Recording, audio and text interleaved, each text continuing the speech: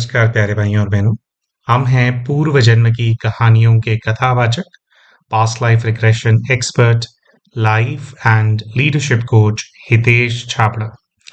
प्यारे दोस्तों, हमारे आज के वीडियो के अंदर एक बार फिर से एक प्रॉक्सी थर्ड आई पीएलआर का केस आप सभी के सामने प्रस्तुत करने जा रहे हैं। दोस्तों, वैसे तो हमारे आज के इस वीडियो के अंदर हमारे को एक दूसरा पास्ट लाइफ रिग्रेशन का केस आपके साथ शेयर करना था, जिसकी वीडियो हम कल पोस्ट करेंगे।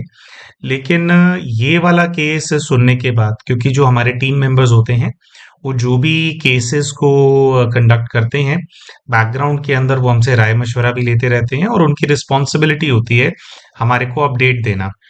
तो जैसा कि आप जानते हैं कि प्रॉक्सी थर्ड आई पीएलआर हम डायरेक्टली नहीं करते हैं, हमारी टीम के एक मेंबर करते हैं। तो जब ये केस हमारे सामने आया तो हमें ऐसा लगा कि इस केस को शेयर करना आप सभी भाई बहनों के साथ ज्यादा जरूरी है। और इसके अंदर जो सॉल्यूशन जो बहन है उसको मिला, वो सॉल्यूशन कौन सी स्थिति के अंदर एक्चुअली में काम करेगा, इस चीज का भी जैसे एक प्रकार से जब हमने केस सुना तो कुछ उसके अंदर से हमारे को इंस्पिरेशन आया। तो हमारा जो इंस्पिरेशन है, जो पहले से उनको पता चल गया था, उसके साथ साथ जो हमारा इंस्पिरेशन है हमारे इस वीडियो के माध्यम से, हमारे वो जो क्लाइंट हैं, वो जो बहन हैं जिन्होंने ये सेशन कराया, उन तक हमारे वाला इंस्पिरेशन भी हम पहुंचाना चाहते थे। और अगर कोई और भाई या कोई और बहन भी इस प्रकार की समस्या के अंदर उलझे हुए हैं तो उनको क्या करना चाहिए, वो भी हम सब तक पहुंचाना चाहते थे। इसीलिए दूसरा पास्ट लाइफ रिग्रेशन का केस ना करके ये प्रॉक्सी थर्ड आई पीएलआर का जो केस है आप सभी के सामने हम प्रस्तुत करने जा रहे हैं। जैसा कि आप सभी जानते ही हैं, प्रॉक्सी थर्ड आई पीएलआर के अंदर जिस क्लाइंट को अपने प्रश्नों के उत्तर चाहिए होते हैं उनको ट्रांस में नहीं भेजा जाता। जो प्रॉक्सी थर्ड आई पीएलआर करने वाले थेरेपिस्ट होते हैं वो उनके सामने बैठ जाते हैं, जैसे वीडियो कॉल पे या वीडियो कॉन्फ्रेंसिंग में, जूम कॉल पे वो सामने बैठ जाते हैं और वो खुद जो है ध्यान के अंदर चले जाते हैं। और फिर ये होता है कि आप अब प्रश्न पूछिए, तो जो जो प्रश्न सामने वाला व्यक्ति पूछता है उससे जुड़े हुए दृश्य इमर्ज होने लग जाते हैं। तो इसको बोलते हैं प्रॉक्सी थर्ड आई पीएलआर कराना। ये विशेषकर वो भाई बहन कराते हैं जो कि खुद जैसे ट्रांस में नहीं जा पाते या उनका पीएलआर जिनका नहीं हो पाता, वो लोग इस जो मेथड है इसके माध्यम से अपने प्रश्नों के उत्तर प्राप्त करते हैं। तो पहले हम आपको बताते हैं कि देखिए, ये जो पीएलआर है इसको एक बहन ने करवाया। बहन जो कि 2 बच्चों की माँ है, जो कि अपने जीवन में बहुत सारे दुखों को फेस कर रही हैं। और सभी दुखों के अंदर से 3 बड़ी प्रॉब्लम्स हैं इनकी लाइफ के अंदर, और जो तीसरी प्रॉब्लम है वो तो सबसे बड़ी है। सबसे पहले तो इन्होंने बताया कि भाई इनको बहुत सारी बीमारियां हैं, शारीरिक व्याधियां हैं, जिसके चलते इनके 3 से 4 बड़े ऑपरेशंस हो चुके हैं। और इनकी जो बीमारियां हैं वो ठीक होने का नाम नहीं ले रही हैं। ठीक है, अब ये खुद योग भी करते हैं, योग करते हैं और ध्यान साधना के मार्ग पे हैं। तो आइडियली जब आप योग करते हो, मेडिटेशन करते हो, तो चीजों को ठीक हो जाना चाहिए आपकी लाइफ के अंदर। तो जीवन में कुछ सुधार तो है इनके, लेकिन फिर भी इनकी बीमारियां जो हैं वो इनके जीवन से जाने का नाम नहीं ले रही हैं। 4 बड़े ऑपरेशन हो जाने के बाद, जैसे शरीर है, शरीर जब कटता फटता है तो पहले जैसा तो रह नहीं पाता है ना। ऑपरेशन होने के बाद भाई वो वाली चीज नहीं होती है। तो एक तो ये इनको ये था कि भाई इतने ऑपरेशन हो गए हैं, अभी भी मैं बीमार क्यों हूं भाई, चलो 4 ऑपरेशन हो गए, अब तो मेरी जो बीमारी है वो ठीक होनी चाहिए, या अब तो ऐसा ना हो कि मुझे और कराने की आवश्यकता पड़े, तो एक तो मैं इतनी बीमार क्यों हूं। दूसरा, ये बताते हैं कि इनका जो बच्चा है, जिन बहन ने पीएलआर कराया था, उनका बच्चा बहुत इंटेलिजेंट, बहुत ब्राइट था। अभी कुछ वर्षों से ऐसा हो गया कि बच्चा ना डल हो गया है पढ़ाई के अंदर। जहां बच्चा इतना अच्छा स्कोर करता था, सब लोग मतलब एक प्रकार से बच्चे को देख करके होते थे कि हाँ जी, ऐसा होता है इंटेलिजेंट बच्चा। वो बच्चा बेसिकली जैसे पास होने के लिए भी, है ना, मतलब पासिंग मार्क्स लाने के लिए भी स्ट्रगल करने लग गया है। तो अचानक से बच्चा जो है ये 2-3 वर्षों से डल क्यों हो गया। ये अब माँ होती है तो माँ को तो चिंता होती है ना बच्चे की, है ना। तो 2 बच्चे हैं इनकी, एक बेटी है एक बेटा है। जो बेटा है उसके साथ ये समस्या है कि वो डल हो गया है। अब बात करते हैं इनके जीवन की सबसे बड़ी समस्या के बारे में। और इन बहन ने जो सबसे बड़ी समस्या बताई वह ये है कि इनके परिवार के अंदर जो ऑलमोस्ट जितने भी पुरुष इनके जीवन के अंदर आए हैं या जो अधिकांश पुरुष हैं इनके परिवार के, उन सब की मृत्यु हो चुकी है। तो ये सभी परिवार के अंदर पुरुषों की मृत्यु हो जाना, ये इनके मायके से चलता आ रहा है। इनके मायके परिवार के अंदर इनके जितने भी भाई थे, एक-एक करके उनकी मृत्यु हो गई। और कोई बहुत ज़्यादा उम्र के अंदर मृत्यु नहीं हुई है, जवानी के अंदर ही मृत्यु हो गई है। जैसे किसी की अचानक से अकस्मात ये एक्सीडेंट हो गया, उसके अंदर मृत्यु हो गई। कोई अचानक से बीमार पड़ करके है, उसने शरीर अपना छोड़ दिया। फिर पिताजी जो हैं, पिताजी गुजर गए हैं, है ना? शायद अब तो माताजी भी गुजर गई हैं इनकी, उस चीज़ पे हम श्योर नहीं हैं, लेकिन पिताजी गुजर गए। फिर विवाह करके ये अपने इधर ससुराल घर के अंदर आई, तो ससुराल घर के अंदर जितने भी प्रिय व्यक्ति होते हैं ना, सहयोगी आत्माएं होती हैं, सबसे पहले तो सबसे ज़्यादा प्रिय इनके अपने पति, है ना? थे, पति के साथ बहुत अच्छा रिश्ता था इनका। तो कहते हैं कि मेरे पति बहुत प्रेम मुझे करते थे, लेकिन विवाह के कुछ वर्षों के बाद जो पति है उनकी मृत्यु हो गई। और शायद और भी ससुराल घर के अंदर जो लोग हैं, जो कि इनको प्रिय थे, पुरुष जो हैं, उनकी मृत्यु हो चुकी है। तो ये बहन जानना चाहते थे कि भई ये क्या किसी प्रकार की क्या कोई श्राप है हम लोगों के ऊपर, जो हमारे परिवार के अंदर सारे पुरुष मर जाते हैं? और एक अजीब-सी बात है दोस्तों सोचने की, कि अगर श्राप होगा किसी परिवार के ऊपर, मान लीजिए अगर मायके घर के अंदर श्राप है, तो वो श्राप तो मायके के पुरुषों को खाएगा ना। लेकिन देखने की बात यह है, जब से इनका विवाह होकर के यहाँ पे आए, तो इस ससुराल घर के जो पुरुष हैं, उनकी भी मृत्यु होने लग गई है। तो परिवार ऐसा है कि उसके अंदर महिलाएं ही महिलाएं बची हैं, पुरुष नहीं हैं। तो क्यों सभी पुरुषों की मृत्यु हो रही है? क्यों इनको इतने ज्यादा हेल्थ इश्यूज हैं? क्यों इनका बच्चा बच्चा भी वो वाला बच्चा बीमार हुआ है, डल हुआ है, जो पुरुष है, बिटिया के साथ नहीं हुआ है ना? लड़का, जिससे लोग ज्यादा उम्मीद लगा करके रखते हैं, लड़का अच्छा खासा पढ़ने निकले वाला, जो अच्छा पढ़ता लिखता तो क्या क्या नाम कमाता, वो बच्चे की बुद्धि जो है वो डल हो गई है। तो ऐसा क्यों हो रहा है इनके जीवन के अंदर? अपने इन सभी प्रश्नों के उत्तर ये जो बहन है, ये अपने ये जो प्रॉक्सी पीएलआर इन्होंने कराया, इसके माध्यम से सारे उत्तर जो है उनको प्राप्त करना चाहती थी। अभी तो बहन का प्रॉक्सी पीएलआर के अंदर क्या निकल करके आया है, वो हम सभी भाई बहनों को बताएंगे, लेकिन उससे पहले जो है हम शाउट आउट देना चाहते हैं हमारे चैनल के उन सभी व्यूअर्स को जिन्होंने अभी रिसेंटली हमारे चैनल की मेंबरशिप के लिए ऑप्ट किया है। दोस्तों यूट्यूब के ऊपर इनके यूजर आईडीज हैं जानवी वघेला 119, फिर प्रवीण गुटे, मेनका कपूर, देवेश गर्ग 7749, सीथा भाई UP1QX, ये इनका यूजर आईडी है, शीतल H2N, और फिर KN बाबा, और फिर बाकी के जो भाई बहन हैं, इन लोगों ने तो काफी समय पहले मेंबरशिप के लिए लिया था। लिस्ट काफी बड़ी है। ज्यादातर लोगों की वो वाले भाई बहनों की लिस्ट है जिन्होंने जो पहले मेंबर थे, लेकिन फिर मेंबरशिप जैसे उनकी चली गई थी तो उन्होंने मेंबरशिप को रीजॉइन कर लिया है। या कई ऐसे भाई बहन भी हैं जो कि पहले हीलिंग सर्कल के अंदर हमारे चैनल के मेंबर थे और फिर उन्होंने हीलिंग सर्कल प्लस के अंदर अपग्रेड कर लिया है। तो जितने भी भाई बहनों ने नई चैनल की मेंबरशिप के लिए ऑप्ट किया है या हीलिंग सर्कल प्लस के अंदर अपग्रेड किया है, उनका बहुत बहुत धन्यवाद। दोस्तों अगर आप भी हमारे चैनल की मेंबरशिप के लिए ऑप्ट करना चाहते हैं तो हमारे इस वीडियो के नीचे आपको एक ज्वाइन बटन नजर आ रहा होगा, उसका इस्तेमाल करके आप भी चैनल की मेंबरशिप के लिए ऑप्ट कर सकते हैं। जितने भी भाई बहन हमारे चैनल के मेंबर्स हैं, उन सभी के लिए महीने के अंदर एक ग्रुप के अंदर पास्ट लाइफ रिग्रेशन का सेशन कंडक्ट किया जाता है। और जितने भी भाई बहनों ने हीलिंग सर्कल प्लस के अंदर ज्वाइन किया है, पूरे महीने के अंदर कई सारे सेशंस उनके लिए ऑर्गेनाइज किए जाएंगे। पहले हमने केवल 4 सेशंस का बताया था, जिसके अंदर से 2 ग्रुप पीएलआर के सेशन और 2 हिप्नोथेरेपी के सेशंस हैं। लेकिन उसके अलावा अभी कुछ और भी सेशंस हैं जो हमारे हीलिंग सर्कल प्लस वालों के लिए हमारे को संकल्प आया है। जैसे एक डी एडिक्शन का सेशन है। हमारे जीवन के अंदर कई बार ऐसी हमारी आदतें हमारे को पड़ जाती हैं, जो आदत हम छोड़ नहीं पा रहे होते। कई बार कुछ अच्छी आदतें भी ऐसी होती हैं जो चिपक जाती हैं, छोड़ नहीं पा रहे होते, और बहुत सारे भाई बहन होते हैं जो नशे की आदत से और इस प्रकार की जो आदतें हैं उनसे परेशान होते हैं।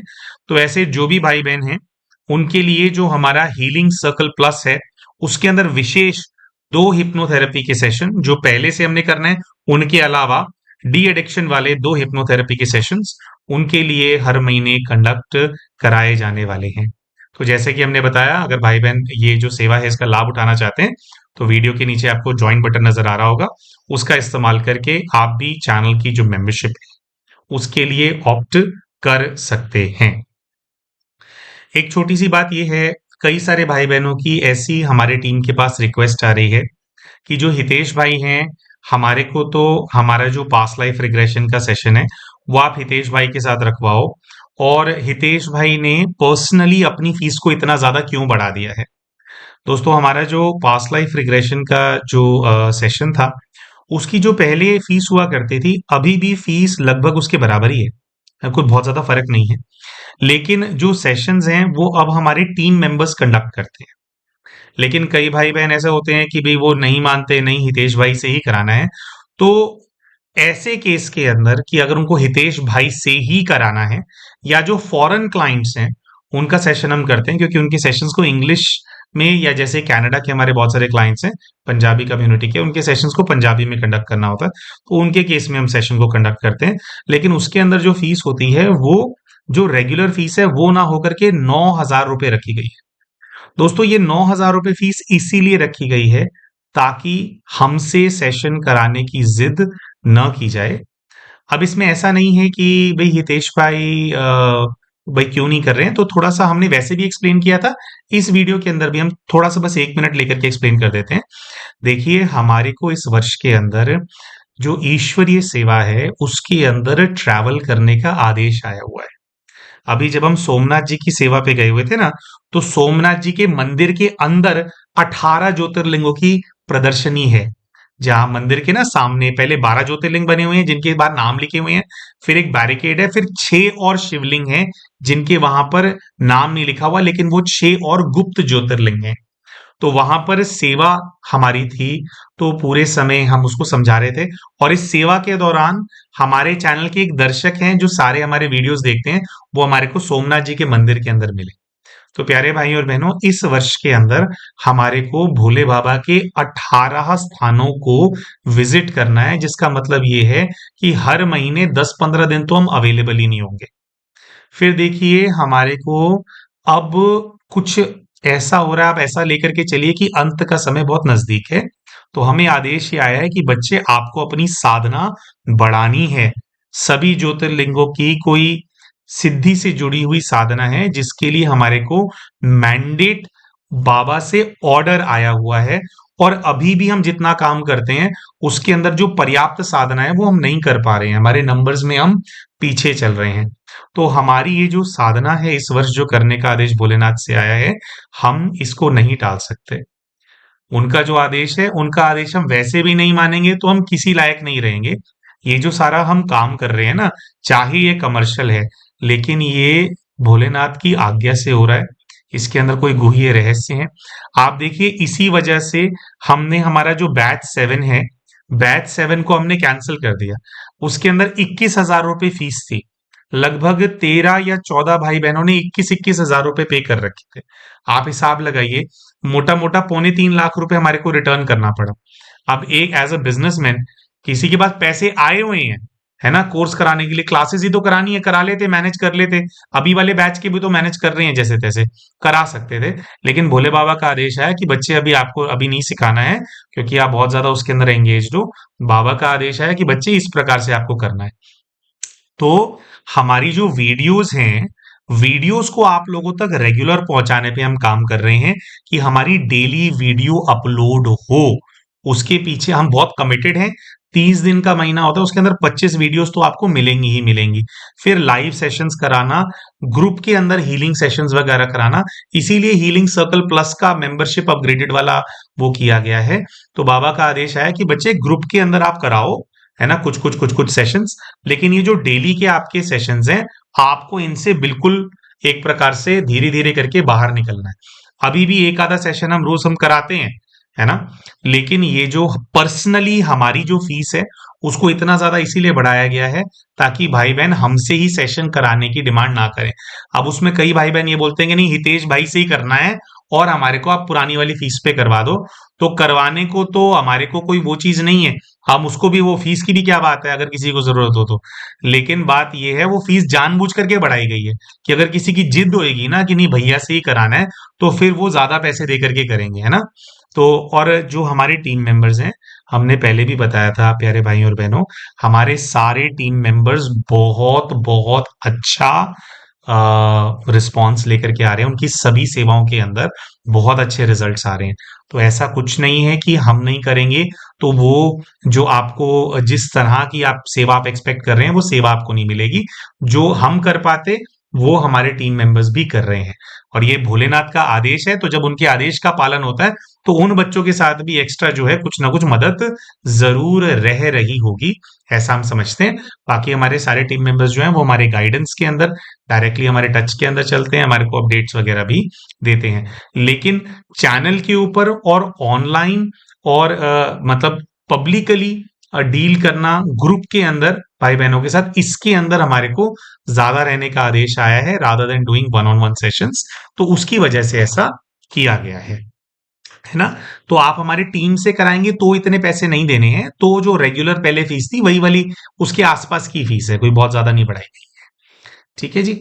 अच्छा, तो अब वापस आते हैं ये वाले बहन के केस के ऊपर, जिन्होंने थर्ड आई प्रॉक्सी पीएलआर के अंदर अपनी बीमारियों के बारे में बताया, अपने बच्चे के डल हो जाने के बारे में बताया, और इनके परिवार के अंदर जितने भी पुरुष हैं उनकी जो मृत्युएं हो रही हैं उसके बारे में बताया।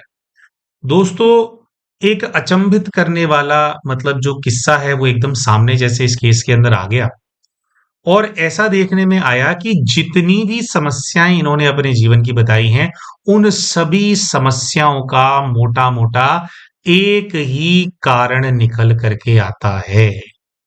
तो हमारे जो प्रॉक्सी थर्ड आईपीएलआर करने वाले थेरेपिस्ट होते हैं, जैसे ही अपना ये पहला प्रश्न रखते हैं तो उनके सामने विजन आता है कि एक परिवार है जिसके अंदर एक महिला है जो कि बहुत ही ज्यादा परेशान है। ये पूर्व जीवन के दृश्य उनके सामने आते हैं। महिला बहुत ज्यादा परेशान है। क्यों परेशान है? इसलिए परेशान है कि घर के अंदर एक और बेटी ने जन्म ले लिया है, और इस चीज को लेकर के सब लोग स्ट्रेस के अंदर है। खुद जिस माँ ने उस बेटी को जन्म दिया है वो माँ जो है अपसेट हो गई है इस बात से कि मैंने बेटी को जन्म क्यों दिया, मेरा बेटा क्यों नहीं हुआ। अब जो दृश्य दिखाई देते हैं उसके अंदर ऐसा प्रतीत होता है कि जैसे ये राजस्थान का रहने वाला कोई परिवार है। बहुत ज्यादा गरीब भी नहीं है, बहुत ज्यादा अमीर भी नहीं है। जिस परिवार के अंदर बिटिया का जन्म हुआ है वो ठीक ठाक मिडिल क्लास टाइप के लोग हैं, और पुराने जमाने के हैं। कई सारे लोग वहां पे खड़े होकर के डिस्कशन कर रहे हैं। परिवार के अंदर पुरुष भी हैं, जन्म देने वाली महिला भी है, कुछ और महिलाएं भी हैं वहां पर, और सब लोग इस चीज के ऊपर विचार कर रहे हैं कि अब हमें करना क्या है। और ऐसे में प्यारे भाई और बहनों, ये परिवार एक बहुत ही ज्यादा घृणित कार्य करने का डिसीजन ले लेते हैं। और जो छोटी सी बच्ची बिटिया, जिसकी गलती सिर्फ ये थी जिस आत्मा की कि उसने बेटी के शरीर के अंदर जन्म ले लिया था, उस छोटी सी बच्ची की निर्मम हत्या कर दी जाती है। नवजात शिशु को मार दिया जाता है, और उस माँ और जो वो जो शिशु है ना उसको जो है कहीं पर जाकर के ये लोग दबा देते हैं।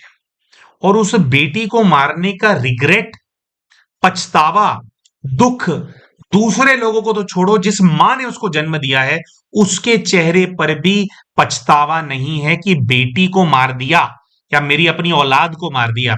उसके दिमाग में अभी भी दुख है, लेकिन दुख इस चीज का है कि अगर मैंने लड़के को जन्म दिया होता तो अपनी औलाद को मारना नहीं पड़ता। दोस्तों देखिए, ये जो विकृत सोच है बेटियों को मार देने की, अब ये पुराना जमाना दिखाया जा रहा है तो इन लोगों के पास अल्ट्रासाउंड कराने की तो कैपेबिलिटी थी नहीं। वरना आजकल तो लोग क्या करते हैं कि बच्चों को पेट के अंदर ही मार देते हैं ना, पेट में ही पता कर लेते हैं, अच्छा 3-4 महीने के अंदर अच्छा बेटी है, पता चल गया। कई सारे लोग ऐसे करने वाले होते हैं और वो मार देते हैं। और ये वीडियो हम इसलिए भी बना रहे हैं प्यारे भाई और बहनों, क्योंकि बहुत लंबे समय से हमारे चैनल पे एक बहन है जो कि जिनको भ्रूण हत्या करनी पड़ गई थी। अब उन्होंने इसी कारण से भ्रूण हत्या की थी या उनका कोई और कारण था, लेकिन उन्होंने जो है अपना गर्भपात करा लिया था। तो वो बहन ना बहुत सारे हमारे को कमेंट्स डाल करके पूछती हैं कि भैया मुझे क्या करना पड़ेगा, मैं कैसे इस पाप से मुक्त होंगी। तो उसका उत्तर भी हमारे इस वीडियो के अंदर हम आप सभी के सामने प्रस्तुत करने जा रहे हैं। इसीलिए ये वाला वीडियो बना रहे हैं, उस बहन को उत्तर भी मिल जाएगा इसके माध्यम से। तो अब बात यहां पर ऐसे आती है कि पूर्व के जन्म में जिस नवजात बच्ची को मार दिया गया था, उस बच्ची की जो आत्मा है, उस आत्मा ने प्रण लिया था कि ये जहां पर मेरे शरीर को खत्म कर दिया गया, मेरे जीवन की यात्रा शुरू होने से पहले मार दिया जिन लोगों ने, मैं इन लोगों के घर का कोई पुरुष जिंदा नहीं रहने दूंगी। मुझे इसलिए मार दिया ना कि मेरे पास पुरुष का शरीर नहीं है, तो तुम्हारे खानदान में वो महिला जिसने जन्म दिया था, यानी जिस बच्ची को मारा गया, उसी की मां जो है, उसको जैसे उसी बेटी ने श्राप दे दिया कि तेरे से जुड़ा हुआ तेरे परिवार का कोई पुरुष कभी बचेगा ही नहीं, मैं देखूंगी इस चीज को। और वो छोटी बच्ची की प्रेत आत्मा आज भी इन परिस्थितियों को इनके जीवन के अंदर जन्म दे रही है, जिसके कारण कोई भी जो पुरुष है इनके परिवार का, वो बहुत लंबे समय तक जीवित नहीं रह पाता। जब जीवित होता है तो बीमार पड़ जाता है, दिमागी समस्याएं उनको हो जाती हैं, कुछ और विकृतियां आ जाती हैं, तरक्की नहीं कर पाते और अल्टीमेटली ऐसी परिस्थिति बनती है कि वो उनकी मृत्यु ही हो जाती है। अब दोस्तों देखने की दो तीन चीजें इसमें ये है कि ये तो पूर्व के जीवन का दृश्य है। अच्छा, इन लोगों से गलती ऐसे हुई, देखिए जब व्यक्ति ध्यान में होता है ना, तो सामने वाले व्यक्ति को पूछने होते हैं प्रश्न। तो उन्होंने ये तो पूछ लिया कि परिस्थिति क्यों है मेरे जीवन में, तो पूरा ये दृश्य दिखाई दिया। लेकिन इन्होंने जो प्रॉक्सी थर्ड आई पीएलआर कर रही थी थेरेपिस्ट, उनसे ये नहीं पूछा कि दृश्य में जो लोग दिख रहे हैं उनमें से मैं कौन हूं। तो इसी से क्लैरिटी नहीं मिली कि ये उस पूर्व के जीवन के दृश्य में एग्जैक्टली ये वाली बहन कौन है। लेकिन जिस प्रकार से उस बच्ची की आत्मा ने अपनी ही पूर्व के जीवन की मां को श्राप दिया था, हम ऐसा समझते हैं कि यही वो बहन है, क्योंकि ये इस पूरे चीज के सेंटर में थी, है ना। देखो, एक दूसरा व्यक्ति किसी बच्चे को मार दे, उसको दुख ना हो, वैसे तो होना चाहिए। इंसान का जानवर भी होता है ना, वो भी मर जाए तो भी दुख होता है इंसान को। ठीक है, खाना नहीं खाता इंसान, है ना। एक बार ना गलती से हमारी गाड़ी के नीचे ना छोटा सा एक पिल्ला आ गया था। तो वो जैसे हम जा रहे थे, बहुत स्लो चल रही थी गाड़ी, दूर से भागता हुआ एकदम से टायर के नीचे आ गया। तो उस दिन जो है, हमारा जो बेटा है, हमें हम लोगों से ठीक से खाना नहीं खाया गया। हम लोग उदास हो गए थे कि क्या बच्चा छोटा सा वो चला गया, उसको साइड में वो गाड़ी रोकी, उसको रेत के अंदर दबाया, क्या क्या किया। एक अंदर से जैसे मन बुझ जाता है इंसान का, है ना। चाहे पुष्पू का बच्चा है, लेकिन एक दिन का सुख तो उसके लिए भी मना। लेकिन यहाँ पर अपनी औलाद को जन्म दिया, और जो सगी माँ है जिसने अपने शरीर से काट करके उस शरीर को बनाया और जन्म दिया, इस नई जीवन मिलाई, उसको रिग्रेट नहीं हुआ, उसको श्राप मिला था। तो हम ऐसा समझते हैं, ये हम अज्यूम कर रहे हैं वैसे, लेकिन हमारे को बहुत स्ट्रांग इंट्यूशन है इस चीज का कि वो माँ ही ये वाली बहन रहे हों। अब इसमें देखने की बात यह है कि जिस बच्ची को मारा गया था, वो बच्ची तो छोटी सी बच्ची थी, और जो प्रेत आत्मा घूम रही है, प्रेत आत्मा किसी बड़ी लेडी की आत्मा घूम रही है, और वो क्लेम कर रही है कि मैं वही छोटी वाली बच्ची हूं। तो ये ऐसा होता है प्यारे भाइयों और बहनों, जब भी बच्चों का जन्म होता है ना, जब बिल्कुल छोटे बच्चे होते हैं, बिल्कुल छोटे बच्चे की जो कॉन्शियसनेस होती है, वो छोटे बच्चे की नहीं होती है। बिल्कुल छोटे बच्चे को अपना पूर्व जीवन भी याद होता है, और बिल्कुल छोटा बच्चा पूर्व जीवन की कॉन्शियसनेस को ही कैरी कर रहा होता है। फिर धीरे धीरे जैसे उसका मोह बढ़ने लगता है परिवार के सदस्यों के अंदर, वो नए रिश्तों में इन्वॉल्व होने लगता है बच्चा, तब पुरानी वाली कॉन्शियसनेस उसकी मिटने लगती है, और नई कॉन्शियसनेस को, नई आइडेंटिटी को बच्चा डेवलप करता है। इसको पूरी तरह से प्रोसेस हो जाने में कई 4-5 साल लग जाते हैं। नहीं तो तब तक भी, विशेषकर जब तक बोलना नहीं सीखता बच्चा, उस आयु तक तो पूरी तरह से वो पूर्व जीवन की जो कॉन्शियसनेस होता है उसको एक्सपीरियंस कर रहा होता है। तो ये चीज होना भी कि भाई जो प्रेत आत्मा है वो एक बड़े महिला की वो दिख रही है, जबकि छोटी बच्ची को मारा गया था। So this is also practically possible, मतलब spiritually it is possible, it is okay. तो वो दिख रही है, तो उस जो सोल है उसने थेरेपिस्ट से बात करी और उन्होंने कहा कि ऐसा इन लोगों ने किया, तो ये मैंने प्रण लिया हुआ है, एक एक करके मैं इसके परिवार के पुरुषों के पीछे पड़ी रहती। अब समझने की बात यहाँ पे ये है दोस्तों, कि जिस घर में इन्होंने जन्म लिया, अब गलती तो पूर्व जीवन में इनसे हुई थी ना, तो इनके घर के पुरुष इस जन्म में जो इनके घर के पुरुष हैं उनको क्यों मार रही है? वो इसलिए है दोस्तों ऐसा, वो जो दृश्य सामने आया था उसके अंदर इन्होंने खुद थोड़ी मार दिया था उस बच्चे को। उस बच्चे को मारने वाले इनके घर परिवार के लोग थे ना। तो वही जो घर परिवार के लोग पिछले जन्म में थे, पिछले जन्म में भी कोई पति होगा जिसने डिसीजन लिया होगा, कोई देवर होगा, कोई ससुर होगा, कोई पिता होगा, सब लोगों ने मिलकर के डिसाइड किया था कि लड़की को मार देंगे, उसका गला दबा देंगे नवजात बच्ची का। तो ये जो लोग इस जीवन में मर रहे हैं ना, और जो ये लोग जिनकी बुद्धि ढल हो रही है, अपेरेंटली ये वही लोग हैं जिन सब लोगों ने मिलकर के पिछले जन्म में उस छोटी बच्ची की हत्या कर दी थी। अब देखिए दोस्तों, जो ये पूरा साइकिल है ना, बिल्कुल थोड़ा सा टाइम लेकर के हम इसमें बात करना चाहते हैं, और इसी साइकिल के बारे में बात करने के लिए हमने हमारा आज का ये जो केस है आप लोगों के सामने प्रस्तुत किया। अब इसका सॉल्यूशन क्या है वो भी इनके गाइड ने इनको बताया बताया था, और इनके गाइड ने तो ये भी बताया कि बच्चे ये तो तेरे को भी मारना चाहती थी, इसने बहुत बार कोशिश करी है, तुझे मैंने बचाया है, मैं कब से तेरे को बचाता आ रहा हूं, लेकिन बच्चे पाप का भार इतना ज्यादा है कि बाप भी कितना बचाएगा।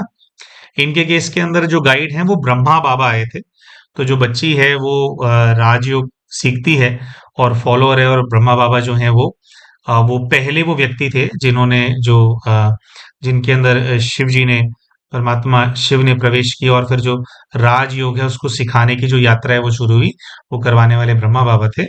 तो जो लोग राजयोग से जुड़ते हैं उनका ब्रह्मा बाबा के अंदर भी बहुत स्नेह होता है, जब ब्रह्मा बाबा कोई भगवान नहीं है, लेकिन क्योंकि उनके माध्यम से ये कार्य ये शुरू हुआ था, पुण्य कार्य शुरू हुआ था, तो उनके अंदर भी बहुत स्नेह है, उनको पिता रूप में देखा जाता है। तो वही खुद ही इनके जो है स्पिरिट गाइड बन करके आए थे। तो बाबा ने इनको बताया कि बच्चे, तुम्हारे पे भी डायरेक्टली बहुत बार अटैक किया है इस बच्ची ने, जो आत्मा है, लेकिन क्योंकि तुम योग करती हो, तुम सेंटर में थी, तुम मुझे याद कर रही थी, तो मैं तुम्हारे आसपास था, तो इसका जो प्रहार है, इसके प्रहार से, जानलेवा वाले प्रहार से मैंने तुम्हें कई बार बचाया है, लेकिन बच्चे तुम्हारा पाप जो है उसकी इंटेंसिटी इतनी ज्यादा है कि कष्ट तुम्हारे जीवन से जा नहीं रहे। अब दोस्तों, इंटेंसिटी क्यों ज्यादा है? क्या इंटेंसिटी इस वजह से ज्यादा है कि एक बेटी को मार दिया गया था? हम ऐसा समझते हैं कि बेटी को मार दिया वो तो पाप है ही, लेकिन और ज्यादा प्रकोप इनके ऊपर इसलिए है क्योंकि बेटी को मार करके किसी भी प्रकार का पछतावा पिछले जीवन में देखने को नहीं मिला। मार दिया, पछतावा नहीं था।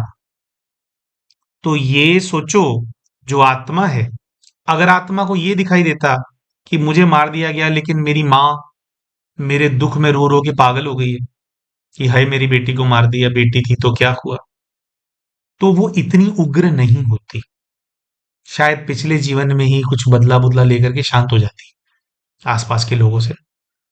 लेकिन आप सोचो कि किसी की औलाद है, औलाद देखे कि उसको बुचर किया जा रहा है, मारा जा रहा है, उसके शरीर को दफनाया जा रहा है, और माँ को कोई फर्क ही नहीं पड़ रहा इस चीज से। सोचो, जो औलाद बन करके जो आत्मा आपके जीवन के अंदर आई, उसके ऊपर क्या बीती होगी। ये जो हरकत थी, जो पछतावा नहीं है, इसकी वजह से प्रकोप बहुत ज्यादा है। तो अब ये ये हरकतें करते क्यों हैं लोग दोस्तों? ये हरकतें ना सिर्फ इसलिए करते हैं, या जैसे थोड़े पुराने समय से ये प्रथा चलती आ रही है, क्योंकि उनको ये स्ट्रेस है कि अगर लड़का मेरे घर में पैदा होगा तो लड़का मुझे आगे चल करके कमा करके देगा और मुझे खिलाएगा, मुझे पालेगा। मतलब लड़का एसेट है, और लड़की जो है वो लाइबिलिटी है, क्योंकि वो ब्याह करके दूसरे के घर के अंदर जाएगी, मुझे दहेज देना पड़ेगा, तो मेरे घर से मुझे देना पड़ेगा, मेरे पास देने के लिए है नहीं, तो इसकी वजह से लड़की पैदा हो गई तो मौत मच जाती है। दोस्तों, इसके इसका जो सॉल्यूशन है ना, इसके सॉल्यूशन में हमारे को बेटियों को पैदा करने से रोकना इज नॉट द सॉल्यूशन, क्योंकि बेटियों को पैदा करने बंद कर दोगे ना, तो जो लड़के हैं ना, ब्याह करने के लिए उनके पास बेटियां होंगी नहीं। ये जो अल्टीमेटली जो आपको परिवार को आगे बढ़ाना है, नाम रोशन करना है ना, तो सबके नाम रोशन होने बंद हो जाएंगे ना अगर बेटियां खत्म हो जाएंगी दुनिया से। क्योंकि वो दो से ही बढ़ती है ना कहानी आगे, है ना, तभी तो परिवार आगे बढ़ता है, वरना बढ़ेगा ही। तो बेटी को पैदा होने से रोक देना या मार देना सोल्यूशन नहीं है। ये जो हम सोच पकड़ करके बैठे होते हैं ना कि बेटी है तो ब्याह कराना ही कराना है। कितने हमारे पास ऐसे केसेस आते हैं कि महिला है वो स्ट्रेस में है कि मेरी बेटी की शादी कैसे होगी, मुझे समझ में नहीं आ रहा, बेटी शादी करती ही नहीं, बेटी शादी करती ही नहीं। बच्चे, लड़का भी है, मेरा बेटा शादी करता नहीं है। और उनसे पूछो तुम्हारा जीवन कैसा था, तो पूरा जीवन टॉक्सिसिटी में, मारकाट में, मारपीट में, और ससुराल वालों के ताने सुनने में, या उनके बीच में एडजस्ट ही हो रही है आज तक भी। लड़की हो गई है 25 साल की, खुद के ब्याह को हो गए 26, 27 साल, 28 साल, अभी तक एडजस्ट ही हो रही है, अभी तक एडजस्टमेंट हुई नहीं है। अभी भी नफरतें और यही सब कुछ चल रहा है। इतना ज्यादा झेल जो इंसान चुका है, उसकी भी सोच ये है कि अल्टीमेटली कि बेटी का ब्याह कर दो तो मैं टेंशन फ्री हो जाऊं, मतलब जो तुम्हें मिला अभी तुम्हारे को मिल करके उससे मतलब पेट नहीं भरा है ना, चैन नहीं आया आत्मा को। देखो प्यारे भाई और बहनों, मैं ये नहीं बोलता कि आप शादी करना बंद कर दो, है ना, या जो हमारी व्यवस्था है उसको आप बंद कर दो, लेकिन इस सब्जेक्ट के ऊपर जो ऑब्सेशन है ना लोगों का कि करना ही करना है, नहीं किया तो क्या आफत आ जाएगी, करना है, अपनी कास्ट में ही करना है, जो मांगे कैसे भी करके करना ही, रिक्वायरमेंट पूरी करनी है। ये जो ऑब्सेशन है ना कि ये नहीं किया तो मौत आ जाएगी, इसकी वजह से, इस प्रेशर की वजह से लोग अपनी बेटियों को मारते हैं। जो मारते हैं वो तो खुद ही बहुत ज्यादा विकृत हैं, लेकिन ये ऑब्सेशन, तो इस ऑब्सेशन से बाहर निकलने की जरूरत है। देखो शादी ब्याह ना एक ऐसी चीज है, करना चाहिए इंसान को। जब हम शादी करते हैं ना तो सिर्फ शादी एक इवेंट नहीं होता है, चाहे लड़का हो चाहे लड़की हो, जो इस संबंध में एक दूसरे के साथ आते हैं ना, उनको पूरे जीवन भर बहुत सारी जिम्मेवारियां हैं, उनको पूरा करना होता है ना। और अगर सही पार्टनर ना मिले तो क्या होता है, जीवन की ना ऊपर नीचे हो जाता है। अब ये जो पहले होता था ना कि हम अपनी कास्ट के अंदर ही शादी करेंगे, देखो पहले का कल्चर ये था कि दो परिवारों का विवाह होता था, पूरा पूरा खानदान हमेशा साथ में खड़ा रहता था, तो सारे सारे खानदान को ना सामने वाले खानदान से बरतना होता था पूरे जीवन भर। तो उनको ये होता था कि अगर हमारे रिवाज अलग होंगे, कल्चर ऊपर नीचे होगा तो हम कैसे मैनेज करेंगे। आजकल ना वो चीज नहीं रही है, आजकल परिवार भी अगर शादी कराते हैं ना तो कोई रिश्तेदार किसी के साथ ना खड़ा होने का बैंडविड्थ ही नहीं है किसी के पास। तो अल्टीमेटली आज की डेट में जो बात आ गई है ना, आज की डेट में बात आ गई है कि लड़के और लड़की को मेन एक दूसरे के साथ निभाना होता है, और फिर जो इमीडिएट फैमिली होती है उसके साथ निभाना, है ना। तो लड़का और लड़की आपस में, अगर आपको ऐसा पार्टनर मिलता है ना अपने जीवन के अंदर, अपनी यात्रा के अंदर, जिसके अंदर आपको लगता है कि हाँ यार ये हैं और इनसे मेरे विचार मिलते हैं, और या विचार पूरे ना भी मिलते हो, आपको दिखाई देता हो कि ओवरऑल जो हमारा पाथ है हमारी लाइफ में, जो हम अचीव करना चाहते हैं, जिस दिशा में अपने जीवन को लेकर के जाना चाहते हैं, ये जो व्यक्ति मेरे जीवन के अंदर आ रहे हैं, ये भी, इसकी भी दिशा समवट वही वाली है। तो हमारी क्योंकि मंजिल एक है, तो हम लोग एडजस्ट कर, थोड़े बहुत तो एडजस्टमेंट हर किसी को करने पड़ते हैं, एडजस्ट करके हम उस बात पे हम चल पाएंगे एक दूसरे। अगर आपको ऐसा जीवन साथी मिलता है अपने जीवन के अंदर, तो ही इंसान को विवाह करना चाहिए। लेकिन अभी क्या होता है, सिर्फ मैथ होता है, कैलकुलेशन होता है। लड़का कौन सी नौकरी करता है, कौन सी कंपनी में नौकरी करता है, कितना पढ़ा लिखा है ना, लड़की गोरी कितनी ज्यादा है, फेस कट उसका कैसा है। देखो नौकरी भी जरूरी है, ठीक है, सुंदरता भी जरूरी है, लेकिन अल्टीमेटली ना बड़ी नौकरी ने आपकी लड़की को सिक्योरिटी आज की डेट में प्रदान नहीं करनी है। क्योंकि बहुत सारे लोग होते हैं उनकी बड़ी नौकरियां होती हैं, लेकिन उनके दिल इतने छोटे होते हैं कि 50 रुपए की आइसक्रीम खिलाने में भी जो है ना उनका दिल कांप जाता है। उनको ये होता है कि लड़की उससे ज्यादा मिलेगा क्या मेरे को, है ना। और लड़की बहुत सुंदर, आप लड़की आ गई वो बहुत सुंदर है, बहुत सुंदर है, लेकिन संस्कार आपस में नहीं मिल रहे हैं। तो लोगों को क्या चाहिए, लड़के के अंदर उनको ये चाहिए कि बहुत ज्यादा कमाने वाला, समाज में प्रतिष्ठा वाला व्यक्ति हमारे को मिल जाए। लड़की के लिए लोगों को चाहिए कि हमारे को ट्रॉफी वाइफ मिल जाए, जो ट्रॉफी होती है दिखाने के लिए ना कि देखो कितनी सुंदर है, आंखें फट जाए। अल्टीमेटली ना अगर इंसान के आपस में दोनों के संस्कार मिलते हैं ना, तभी रिश्ता चलता है। ना तो ज्यादा सुंदर होने से रिश्ता चलेगा, ना ही बहुत ज्यादा लड़के के बड़ी नौकरी या सक्सेसफुल होने से रिश्ता चलेगा। आपस में संस्कार मिलने बहुत ज्यादा जरूरी है। तो एक तो आजकल के पेरेंट्स को इस बात को समझना जरूरी है, और दूसरा बच्चों को भी समझना जरूरी है कि आप एक टास्क की तरह अपने जीवन के अंदर पार्टनर को मत ढूंढो। हाँ, पार्टनर बड़ी उम्र के लिए ना चाहिए भी होता है कि बिल्कुल, कि अल्टीमेटली तो अकेला होता चला जाता है ना इंसान, है ना? तो जीवन आप किसके साथ बिताओगे? तो जो गृहस्थी होते हैं वो इस प्रकार से सोचते हैं, वो सोच में कुछ गलत नहीं है। लेकिन भाई, हमें जीवन साथी चाहिए, ना तो हमारे को ऐसा पुरुष चाहिए, है ना, लड़कियों को, जो कि जिसको अल्टीमेटली बस एक स्लेव चाहिए हो, दिखने में ऐश्वर्या राय, और घर पे काम करने में बिल्कुल एकदम प्रो काम वाली बाई। लोगों को चाहिए होता है ना ये, है ना, जो कि आपको अपना जीवन साथी नहीं देख रहा है, बस हर चीज भोग विलास भी मेरा पूरा हो जाए, घर का काम भी मेरा पूरा हो जाए, और काम करती हो तो तनख्वाह भी ला करके मेरे को दे दे। इस इंटेंशन वाला व्यक्ति आपको मिलेगा, और आप बड़ी नौकरी और बड़ा घर देख करके शादी कर भी लोगे, तो आप क्या ही अचीव करोगे? बड़े घर के अंदर भी कैद ही रहोगे हमेशा, है ना?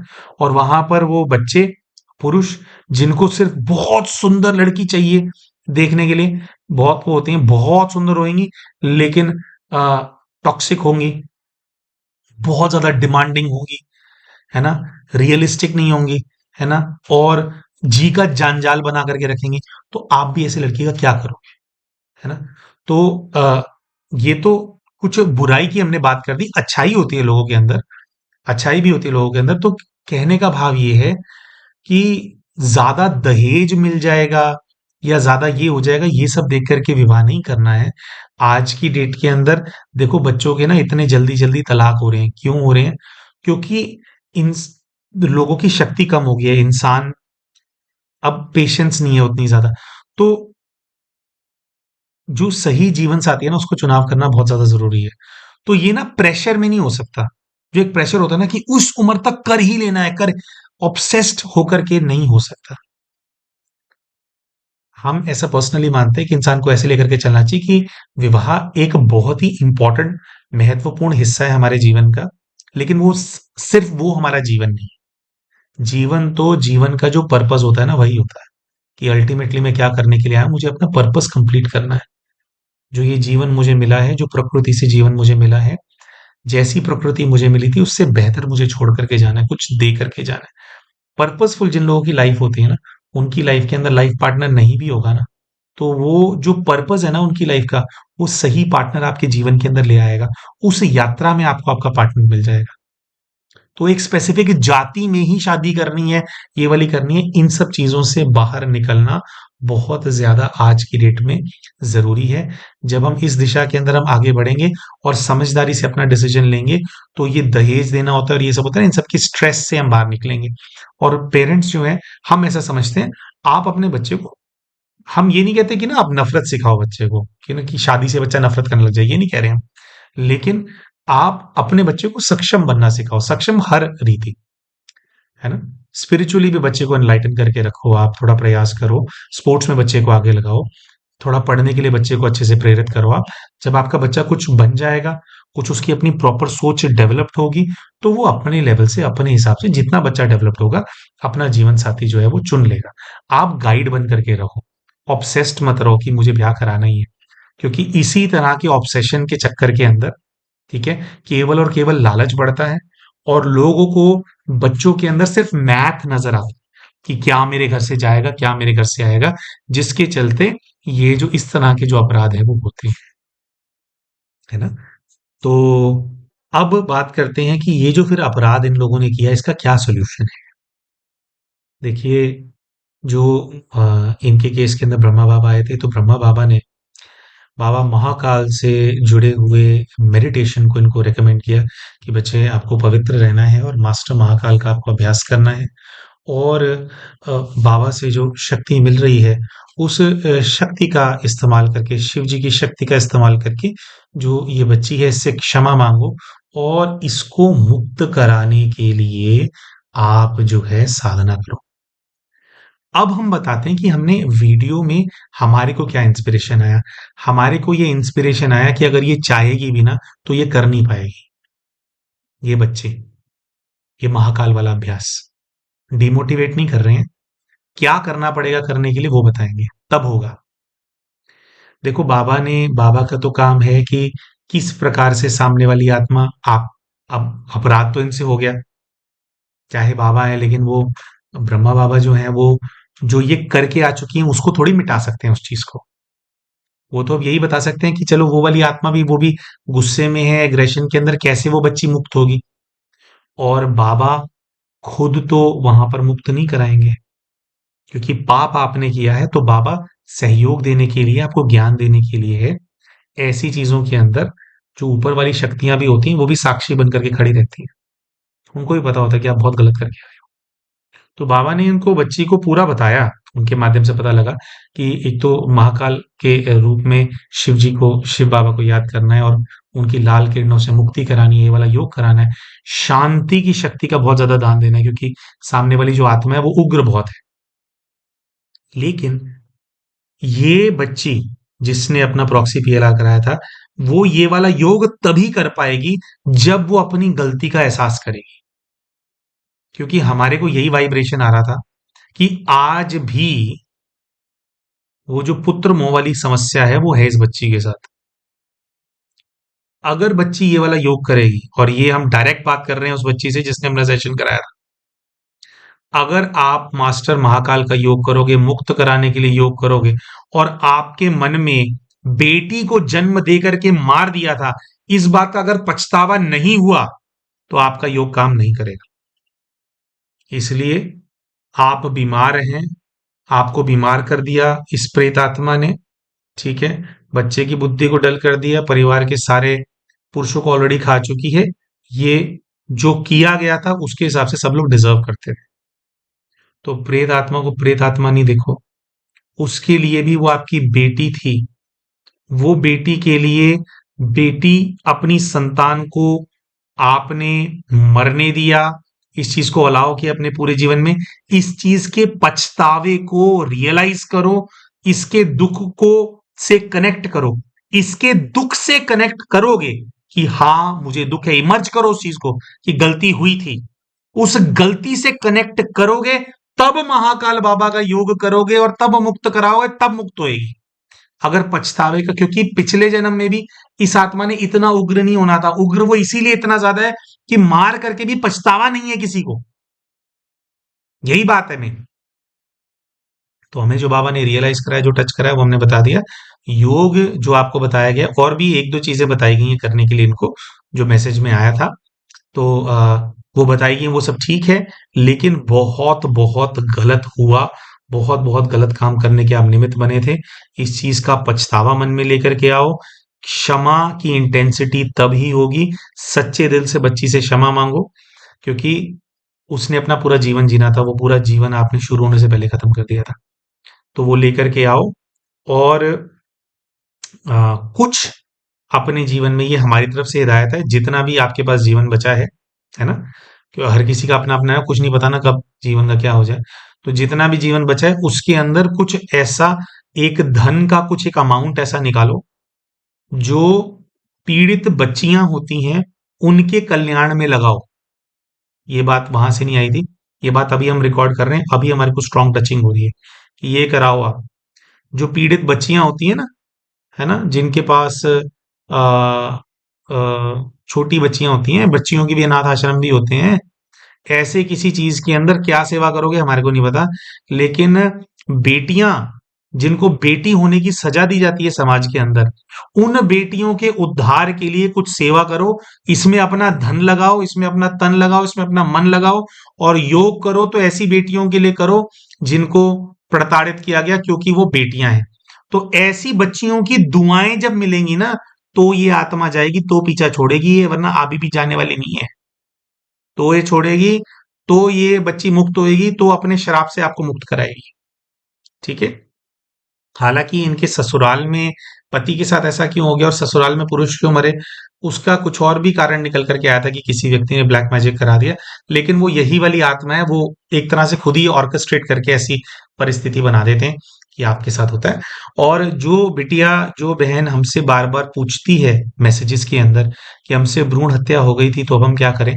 देखो प्यारी बहन, सबसे पहले तो ना, जितनी आपके अंदर तड़प है इस चीज की, कि हमने गर्भपात करा लिया था, आप जो पछताए हो, आप जो रोए हो, बच्चे पहली बात तो ये है कि उससे ही आपने बहुत ज्यादा ऑलरेडी काट दिया है। क्योंकि सबसे ज्यादा जो चीज इंपॉर्टेंट होती है, क्योंकि अपराध तो हो गया, अब क्या है, क्या पछतावा है एटलीस्ट, पछतावा और फिर प्रायश्चित, है ना? प्रायश्चित आप जानना चाहते हैं, लेकिन जो पछतावा जो होना चाहिए, जो इनके केस के अंदर शायद नहीं था, वो पछतावा आपको बहुत लंबे समय से है। तो उस चीज का भी जो है आपको बेनिफिट मिलता है। जिस आत्मा, देखो जिस आत्मा का शरीर बनना था वो तो आपने ले लिया, वो शरीर तो दोबारा बन नहीं सकता। अब तो शायद वो आत्माएं कहीं और भी, उन्होंने कहीं और जन्म ले लिया होगा, जिन्होंने आपके यहाँ पे आना था।